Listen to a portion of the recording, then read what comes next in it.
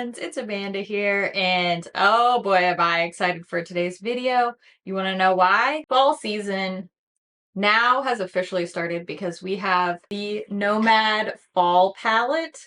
We already had the Too Faced Fall Palette. I feel like we don't need to worry about the equinox. Let's just worry about when the fall palettes come out. You know what I'm saying? This is the new palette from Nomad Cosmetics, and oh boy, it is beautiful. This is the Fuji Five Lakes palette. I don't know if you can even really tell on camera, but this has just a gorgeous, rich texture. I love the palette packaging, and oh, wait until you see. This color story is so beautifully reflected in the shades inside. This is a beauty. I mean, I'm just gonna go ahead and spoil it. I try to save my opinions and my review for later in the video. I really try to start objectively with close-ups and prices and swatches and just information. But I can't with this one. I really think this is so beautiful. I'm a fall girly. Don't know if you could tell.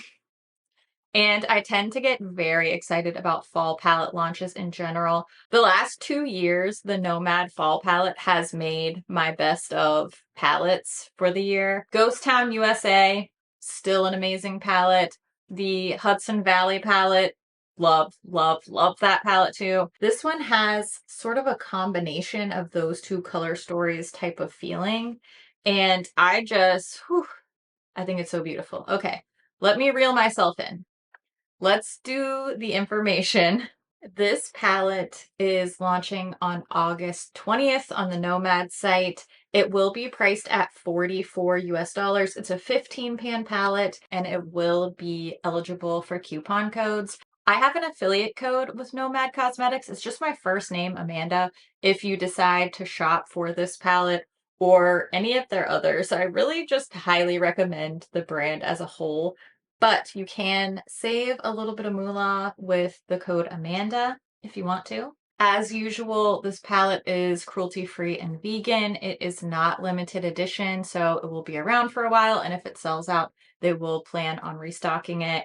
I want to give you as much information as possible, so I'm going to show you close-ups of the palette, the packaging. I'll show you finger and brush swatches. I'll do just a handful of comparisons. Couldn't really think of a lot of very similar color stories, but you can always leave suggestions for other comparisons that you want to see down in the comments, and then I can do like a YouTube short or something like that with some more comparisons if you think of any good ones, and I have the palettes on hand. So let's start first with just a close-up look at the palette. The outer carton, which is the cardboard box that the palette comes in, and the actual palette have the same image on the front. However, the textures are different, and we also see some different information when we flip over to the back. So looking at the outer carton, the back of the box has a picture of the shades, and then there's also some more information about the area that inspired the palette. And they also always list a cause that they're supporting that's linked to the area that inspired the palette. So for this one, they're supporting the More Trees Conservation Association. I will link their website in the description box for you if you're interested in checking out more about what they do. This is also a cruelty-free and vegan palette. Now when we switch over to the actual palette itself, you can tell it's the same image, but this has a texture to it. It almost reminds me of paper mache. It feels very built up and layered, and it just has this textural, almost like a canvas. I can't explain it. It is so interesting and beautiful. It's not soft and velvety, so it doesn't feel like it's going to smudge and get eyeshadow stuck to it. It's just really cool. I don't really have anything like this, so I like to see something new. There's a nice sized mirror inside. I like to travel with my palette, so I always appreciate a large useful mirror. And then inside we have all 15 eyeshadows laid out in 3 rows of 5 or 5 columns of 3, which is really how my eye sees this palette, in columns instead of rows. There are 9 true matte shades and 6 shimmers. Some of the shimmers are more intense and opaque than others, particularly the one in the top center called Diamond Fuji is a little bit more of a sheer topper, as is Pampas Grass, this peachy shimmer in the middle of the bottom row. But you'll be able to tell more about that when you see the actual swatches. Every single one of these eyeshadow pans has a little special imprint in it. I just think that is a fancy extra detail. And I love that type of thing. I know it's not really a priority for everybody, but I love those special little aesthetic details. Now I'm going to show you two kinds of swatches. We have finger swatches on top and then brush swatches of each shade directly below. I do these on just my plain bare skin of my arm. I don't use any primer. I don't dampen the brush. I will show you this eyeshadow over primer in the tutorials, but this is just the shadows straight onto my skin here. And for my brush swatches, I use the e.l.f. Cosmetics flat eyeshadow brush. Nothing too fancy. I just like to show you as many different types of situations as possible for these eyeshadows to be applied. Now, when we look close up here, I want to point out that I did swatch these in columns instead of rows. I just think they look really nicely organized this way. Like I mentioned before, we have a variety of opacities with the shimmers, particularly that Diamond Fuji shade is a little bit more of a sheer base, whereas some of the more colorful shimmers have a more opaque base. In general, I find the mattes to be very consistent. The two matte shades that I felt were, I guess, outliers or maybe not quite as consistently opaque throughout are the very lightest yellow and the very darkest blue. I do think those are a little bit more sheer, a little bit more maybe dry to the touch, and so they don't have that same super high pigment, slick, smooth type of swatch. But you will get to see me use both of those shades on my eye. And I think that the performance on the eye, particularly with the eyeshadow primer like you see me using, it definitely doesn't have any issue when it's in use.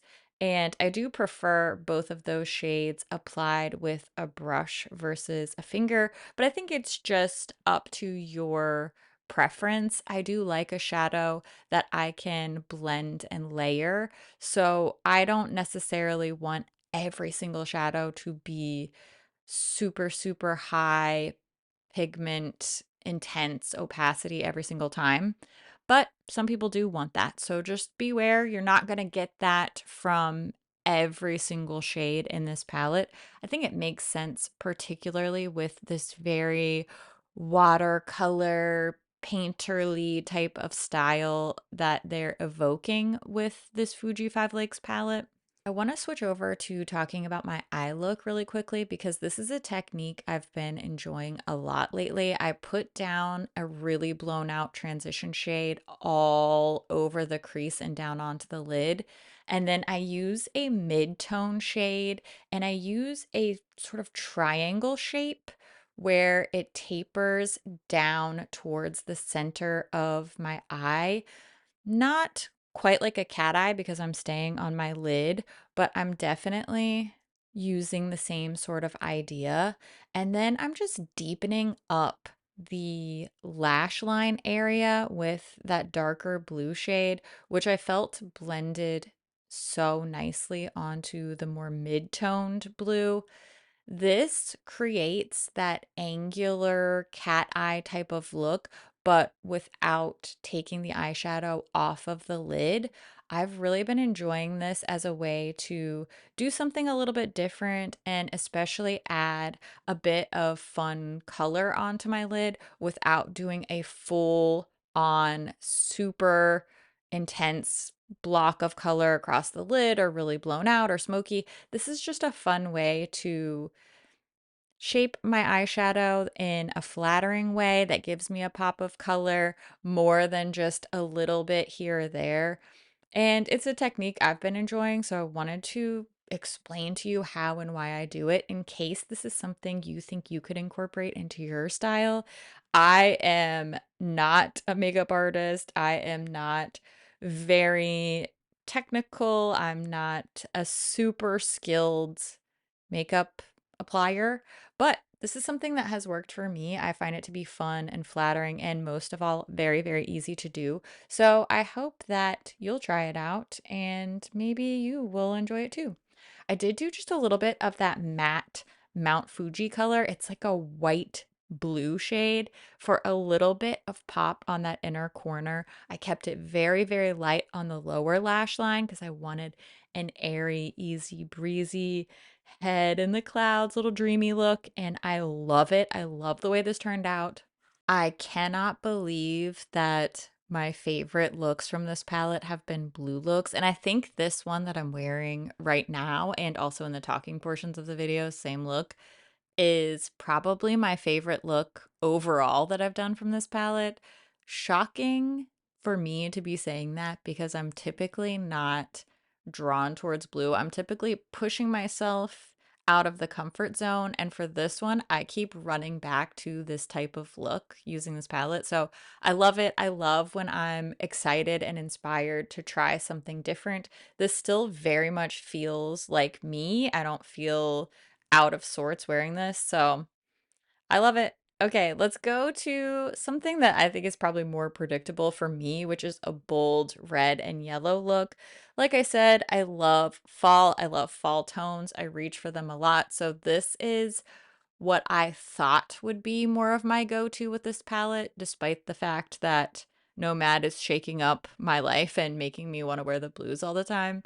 So I'm starting off with that super pale yellow shade, and as you can see, it's applying nicely to my lid. It looks even, it's not patchy. I'm not having to pile it on to get a good coverage. So I'm using this more as like a base shade, and then I'm going to add more bold and deep shades on top. So this is really my blending shade, my transition shade, and I'm going to start to add in one of my favorite colors in this palette, not just my favorite eyeshadow, but just a color that I love is a mustard yellow. And this burnished beach shade is so beautiful. I'm using the smallest amount on this little flat brush, and it's just gliding over the lid. I love this color. It really feels like a whole fall leaf.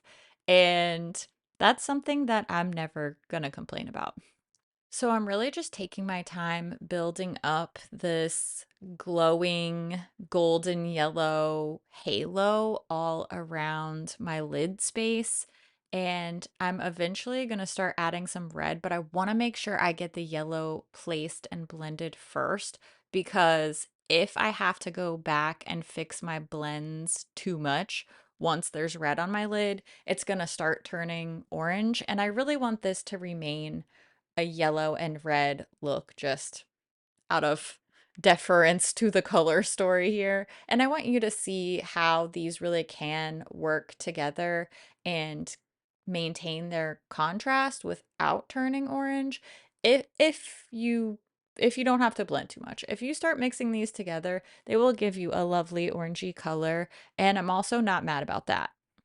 It's just not what I'm going for today. So now I'm using this deep red matte shade on a very small little fluffy brush, and I'm building that softly on the outer and inner corners of my lids. This is another instance where I really don't have to load up the brush with too much shadow, just a little bit at a time, and then slowly adding that on top. It doesn't take much. This is a very nicely pigmented red shadow. Then I'm gonna go back with some of that golden color, and you can see even here where I'm blending on the top edge, it starts to go a little bit orange. So I'm not going to over blend. I'm really trying to just go out to the edges, make sure that gold is still peeking out. And I'm also going to add a little bit of that same shade along the lower lash line. Again, I'm not doing too much on the lower lashes today. I'm really focusing on my upper lid space for both of these looks. Next, I'm using the reddish. It's more pink in my eyes, but I think it's a reddish pink shimmer, and I'm tapping that on the open space in the center of my lid. And then I just went back and deepened up a little bit of those outer corners with the deep red matte shade to make sure that I still maintained that depth, that shadow on the eye. And my favorite move of late is putting a shimmer on my lower lash line, right towards the inner part of the lid. At first, I thought I'll just do a little tiny little cute peekaboo. And then the more I added, the more I liked the way it looked. So I just kept piling on this shimmery yellow shade because I am a sparkle gremlin and I cannot be stopped. And that is also why I'm using this soft peachy shimmer. And I'm going to tap that right in the very, very center of the lid. Again, this just gives a little bit more dimension. That highlight in the very center helps to add contrast to where I've deepened the inner and outer corners. And I think that this just looks beautiful. And also, I'm a shimmer gremlin, so I just will find any excuse to add more. So I curled my lashes, I added some mascara, and this is about the time when I started realizing that I think I did a very, very similar look in my Too Faced Happily in Love, their new fall palette video. I did two looks in that one, and I'm pretty sure I did a look kind of like this not too long ago. But that just lets you know that it's what I like. I think this ended up looking really beautiful. I love the bold primary color intensity. These shadows were easy to work with, easy to layer. I think they blended nicely. All of the colors really hold their own. None of them are getting lost or murky or blended away. And as usual for Nomad, my eyeshadows have worn beautifully over the few looks that I've tried. Formula wise, I'm happy with this one, but the real question comes in, how does it compare to other palettes in my collection? And that brings us to everybody's favorite time. It's palette comparison time.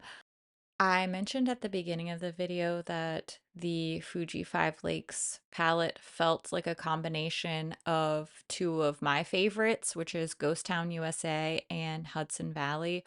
Obviously, we have some pretty similar shades here. We are missing just those little light shades in the middle for the most part. Not everything is close enough to where I would call it a dupe, but I think you could get some pretty similar eye looks between these comparison palettes. Now for a really weird combo. I love weird things, so let's combine the Melt Cosmetics Muerte palette with ColourPop's Daisy Does It. Thematically, couldn't be more different, but they actually ended up working really well paired together for this particular swatch comparison. Again, I don't think there's a ton of exact dupes here, but some pretty similar looks coming from this very odd little palette combo. The last comparison that popped into my little brain was the ColourPop and Pokemon Palette Town palette. I think it's because that red and yellow eye look I did made me think of Pikachu. So it ended up being a pretty decent comparison. Probably the least number of matches of all the swatches I showed you today. But again, I think you could probably pull off some pretty similar looks from this one as well. I know I kind of already spoiled my review of this palette because I could not contain my excitement. I love I love this palette. I think it's beautiful. Love the tones of the blues. They're so desaturated and just soft and approachable. Something about this whole color story is like vibrant and muted at the same time. It feels approachable, it feels soft and natural, but also invigorating and inspiring at the same time. I love it. I think it's beautiful. It coordinates with the artwork, which I think is some of their most interesting artwork and palette work. They always do something different. They're not kind of regurgitating the same styles over and over again, which keeps me interested in what they have to say next. But I think this is a smash hit. And if you know me, I'm not even that much of a blue lover. And the first thing that I wanted to go for in this palette were the blues. As usual, the textures, the formulas are just dead on. Yet another really great hit palette for Nomad.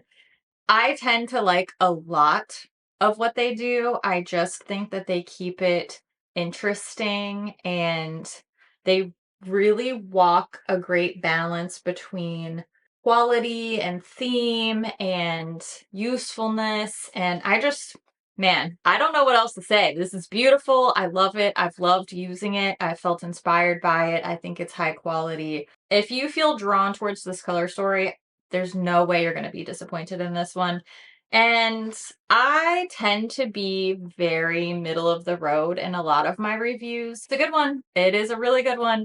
I would love to hear what you think about this palette. Are you interested in it? What are some of your favorite Nomad palettes? Is it time for me to do a Nomad ranking? That could be fun. I anticipate there would be a lot of the fall palettes towards the top.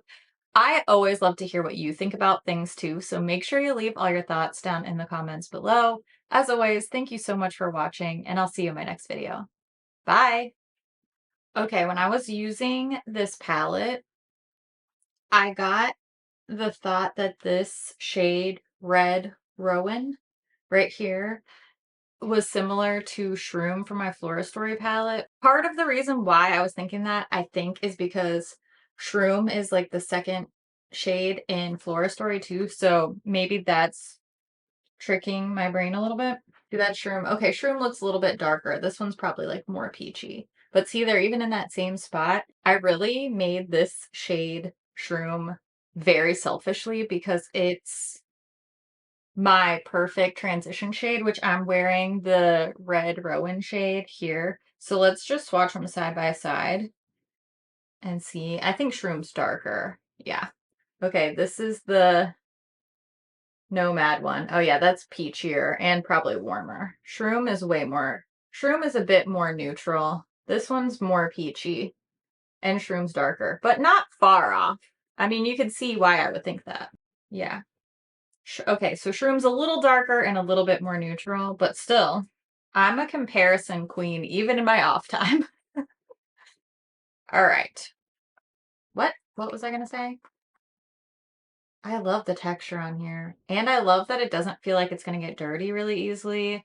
And I love the fall leaves and I love the colors. And I want to live inside of this picture. I'm pretty sure I said that about Hudson Valley palette too. Either one. Oh, who's a blue girl? Who is a cute little blue eyeshadow girl? Is it me? Since when? And I'm wearing my little maple leaf earrings to match with the fall vibes. These are from my Etsy shop. Go check out my Etsy shop. I make a lot of cute fall jewelry and a lot of cute non-seasonal jewelry, just other stuff. Eloquent as ever. Cool, love that. I know I already spoiled my review at the beginning of this big what? I cannot speak today to save my life. I got so excited that like I started sweating a little bit. Which when you're almost 40 can happen kind of easily, but let's not take anything away from this palette by saying that. I think these blue tones in particular just really suit me, like my skin tone and my coloring and stuff. I'm vibing with it. I'm clicking. I'm having some chemistry with this. All right, that's it. I have so many things in the box of shame. I've been doing a little office clean out and reorganization, and I have I have a lot of stuff that I want to use, but I don't have enough time to film and edit all the videos for all of the ideas and stuff that I have. I wish I could clone myself and get more YouTube videos done. Is that what I would do if I could clone myself? I don't know. Probably not. Probably just play more Animal Crossing and eat twice as many tacos. Gotta have priorities, you know? I'm sure you get it. Okay, I hope that you have a fantastic, wonderful, magical day because you are a fantastic, wonderful, magical creature. And that's one of the billions of reasons why I love your face so much. And this is going to be a Saturday video, so look at us hanging out on the weekend. Aren't we cute? All right, I'm going to go finish this video so that I can post it for you so that hopefully you can enjoy it. And I'll see you real soon in the next one. All right, I'll be here just waiting for you. Love your face. Bye.